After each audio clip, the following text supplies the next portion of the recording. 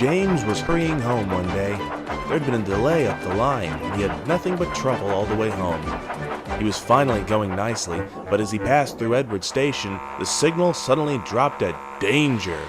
"Whoa, James," said his driver, and he applied the brakes. James came to a halt, completely past the signal.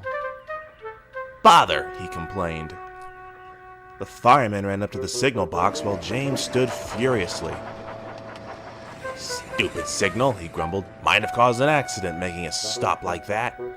"Now, James," said his driver, "there might have been an even worse accident if we hadn't stopped."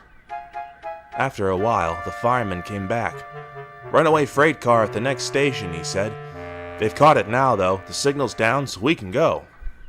James set off again, but he was very late at the big station. The signalman reported, as he had to, that James had passed a signal at danger.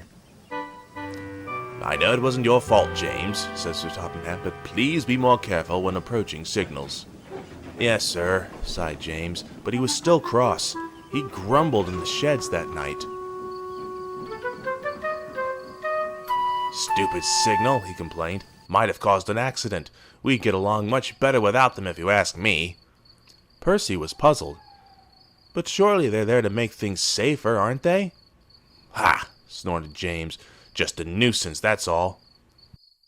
"All the same, James, I'd like to see how well you do without them," remarked Edward. "Probably a great deal faster," boasted James loftily. But he'd spoken too soon. The next day, a fierce wind came to the island, and a full-force gale was blowing hard. The winds grew fiercer until Thomas, waiting with Annie and Clarabelle, grew alarmed. The wind swooped under the building canopy, and the station rocked.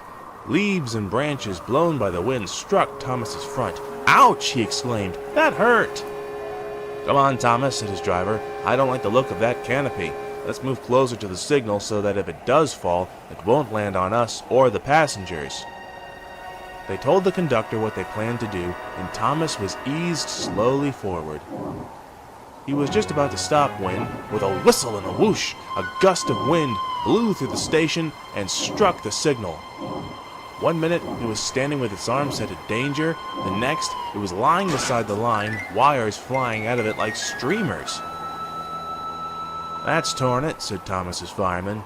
As he looked up the line, more signals began to fall. A pane of glass from the station roof fell and shattered on the platform. "Let's get out of here," wailed Thomas. "We daren't," said the driver. "Not with our signals down. Hurry to the signal box and find out what to do." The fireman went to the signal box. He was gone for some time. He returned looking glum. "The signalman's got power, but he's lost all his signals. They've shut down most of the line for now, but I managed to get permission since the line was set for us anyway." "It'll be the last for a while, I imagine," said the driver.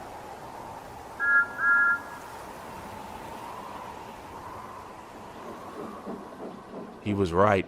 Things were at a standstill for some time after that. At last, men were posted near signals and switches with red and green flags. Drivers were instructed to proceed with caution until they were shown a green flag at each place. It was slow going, but at least the trains were moving again. James was first through. He had to stop twice before he reached the platform. He grumbled like anything. As he stopped, Edward arrived from the other direction. "Won't it be nice when we get our signals back?" he asked cheerfully. "You were late today, James. I thought you were faster without signals to hold you up. Feeling all right, are you?" James snorted. And that moment the flagman showed a green flag. He puffed away as quickly as he dared.